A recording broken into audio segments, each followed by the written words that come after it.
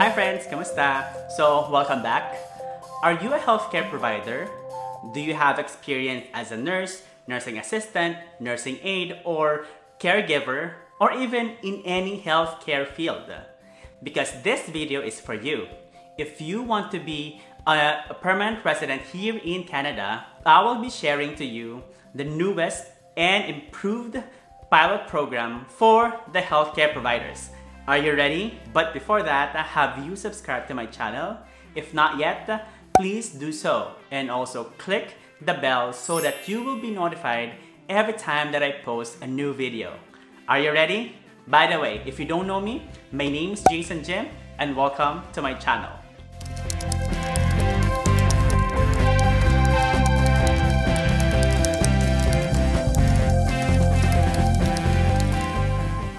Okay, so the new and improved pilot programs that I mentioned to you earlier are the Home Child Care Provider Pilot and Home Support Worker Pilot are 5-year pilot programs that let qualified caregivers and their family members come to Canada with the goal of becoming a permanent resident. You just need to have a job offer as a caregiver in Canada or have experience in Canada working as a caregiver as well, and after that you may able to apply a permanent resident through one of these pilots. But of course, take note that the application process will be different depending on your situation and how much qualifying work experience do you have. There are some misconceptions about caregivers here in Canada and also domestic helpers in some Asian countries or even Middle East countries. But if you are a caregiver here in Canada, your job and duties are different. So let us now go first with the responsibilities of a home child care provider. It has an NOC 4411.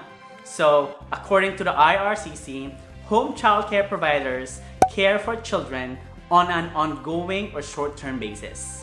They care for the well-being and physical and social development of children, assist parents with childcare, and may assist with household duties.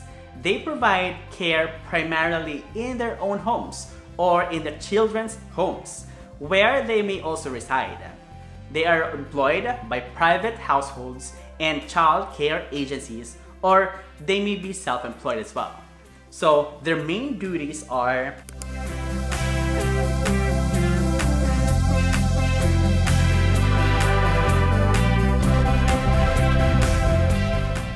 for the home child care providers, basically you will be focusing to the child itself, or it really depends as well with a job offer or job description that your employer will be providing you. So it depends if you will be agreeing or not with those information. The next one is the home support workers. It has an NOC of 4412. So for the home support workers, provide personal care and companionship for seniors, persons with disabilities, and convalescent clients. Care is provided within the client's residence, in which the home support worker may also reside. They are employed by home care and support agencies, private households, or they may be also self-employed. And the main duties are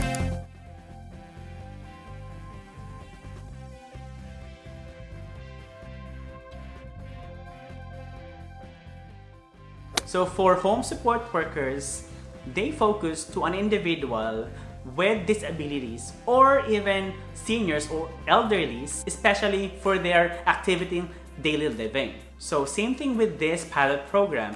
It depends on the job offer if you will agree to the main duties and responsibilities as a home support worker. So you know now what home child care provider and home support worker are, and also the jobs and duties in these pilot programs. So let us now go to the eligibility. Alright, so the first eligibility is you should have a genuine and a valid job offer.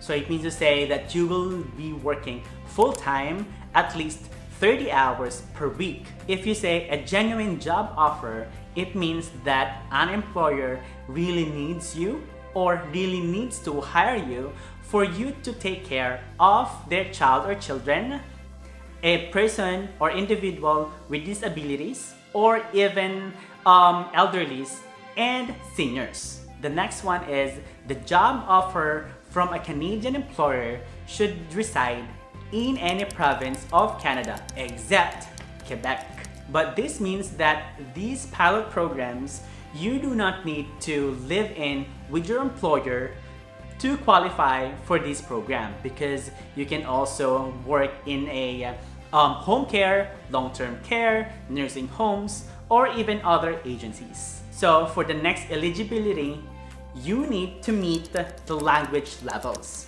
So this one, you need to take a language test to prove you meet the minimum language skills. It's either an English or French.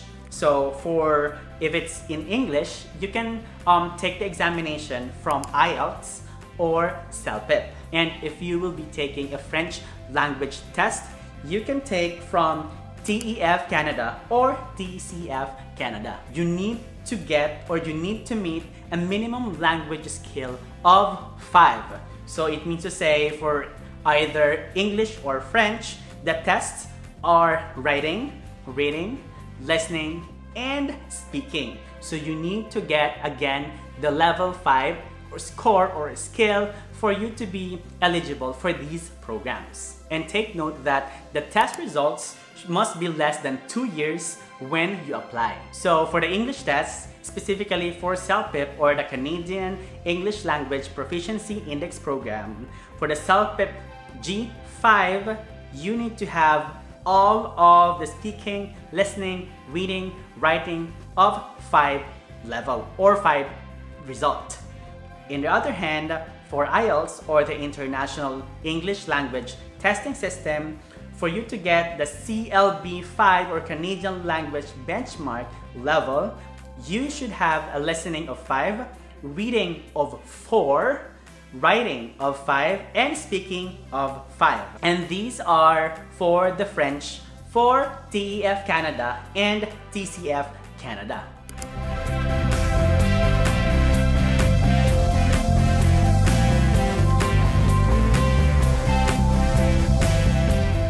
Alright, so for the eligibility, you already got a job offer.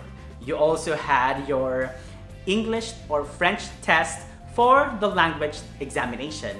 The next one is you need to get your education assessed. For these pilot programs, you must have a completed post-secondary education credential of at least 1 year in Canada. So the equivalent of a post-secondary education in the Philippines is like 2 to 3 years in college. So if you do not have a completed Canadian 1 year post-secondary credential or higher, you must get an educational credential assessment or the ECA from an approved organization. So what is this educational credential assessment or ECA? So this is actually used to check that your completed foreign educational credential is valid and equal to a completed Canadian 1 year post-secondary education credential or higher. So this can be like a degree, diploma, certificate, or other proof of education. So there are different agencies or designated organizations for the ECA, and these are Comparative Education Service, International Credential Assessment Service of Canada, World Education Services, International Qualifications Assessment Services, and International Credential Evaluation Services. And I will indicate all of the links in the description box below so that you can check and you can also go to their websites. Alright, so those are the things for you to be eligible on these pilot programs.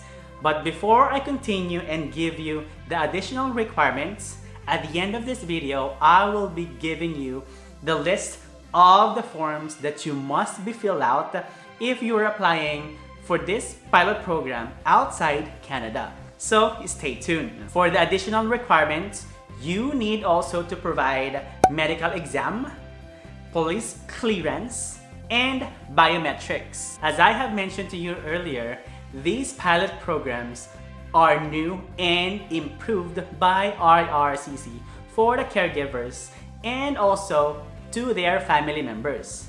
So it is actually released last year, and the improvements and special notes about these pathways are: you have occupational restricted open work permit.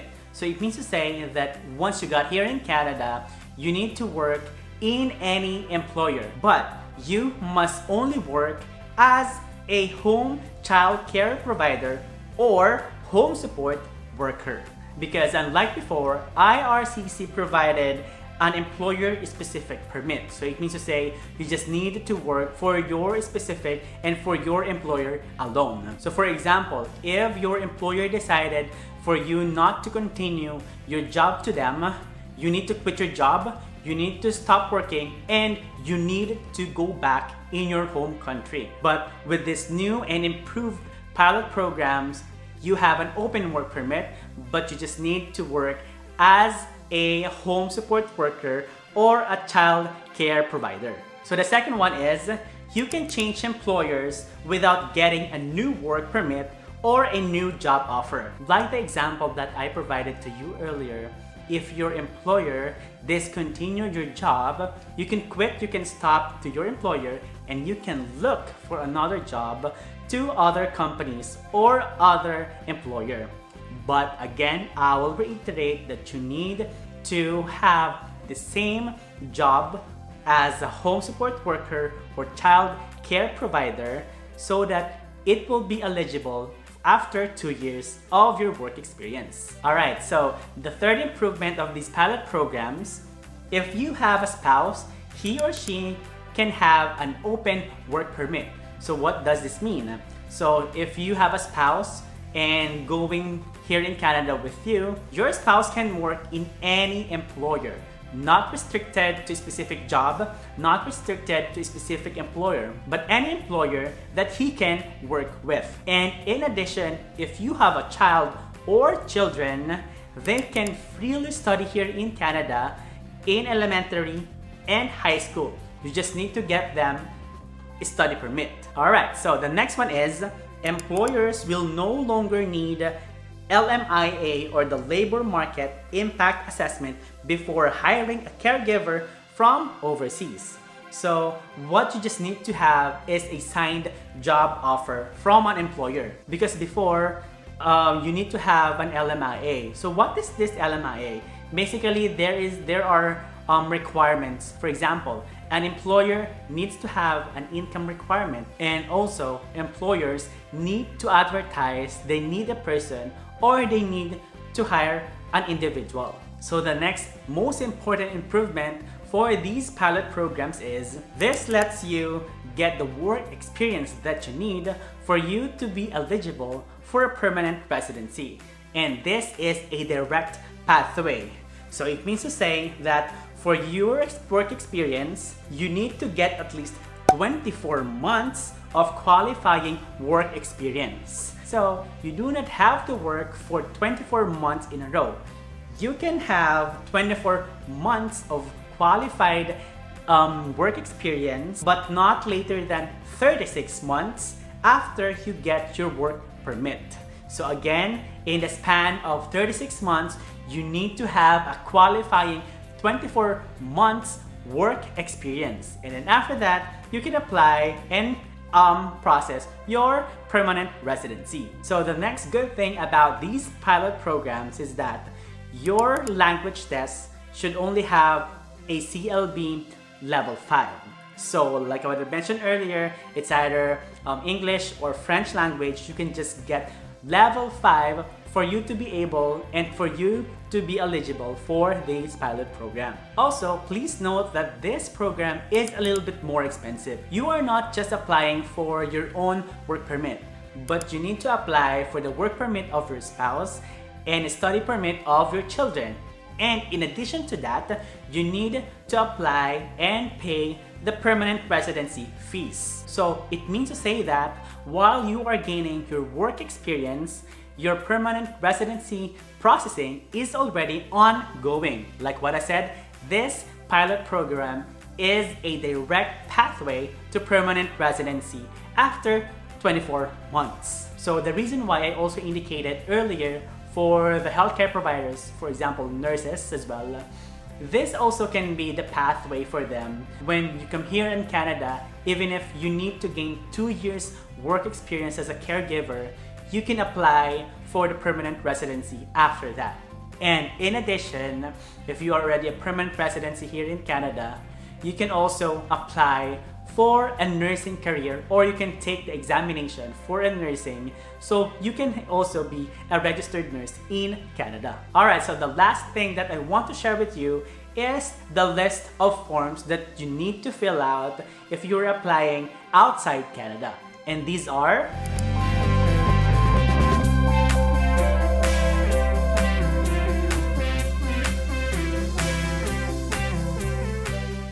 Alright, so these are the information about home child care provider and home support worker.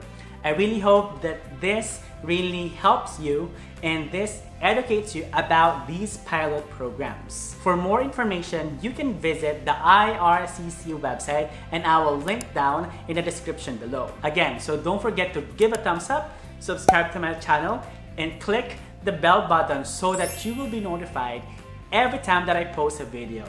Thank you so much for watching. My name is Jason Jim. See you to my next video. Bye!